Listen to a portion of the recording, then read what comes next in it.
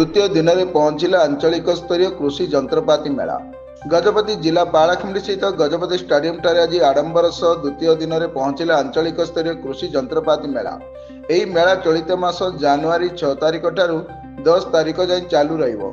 एही अवसर में मुख्य अतिथि भाव मोहना विधायक दाशरथी गमांग, उपजिलापाल अनुप पंडा, पीडीडीआरजे पृथ्वीराज मंडल, अतिरिक्त जिलापाल फाल्गुन माझी, जिला मुख्य कृषि अधिकारी एम प्रकाश राव, सम्मानित अतिथि भाव अवसर प्राप्त ओयूटी डीन संग्राम केसरी स्वाई, रायगढ़ कृषि निर्वाही जंत्री संतोष मिश्र अन्य अतिथि माने मंचस्थ थिले।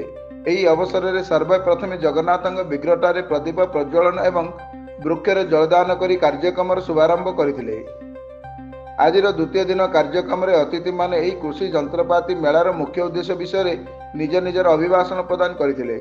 एथिसह वर्तमान वैज्ञानिक पद्धति तथा कृषि जंत्रपाति व्यवहार करी चाषी किपरि अधिक अमल करि पारिबो से नहीं कहिथिले। कृषि क्षेत्र में एही आधुनिक जंत्र गुड़िकर व्यवहार करिबा पई सरकारक पक्षरु विभिन्न सब्सिडी थिबा बेले या द्वारा चाषी बहु लाभवान होई पारिबो बोली कृषि विभाग पक्षरु कहा जायछि।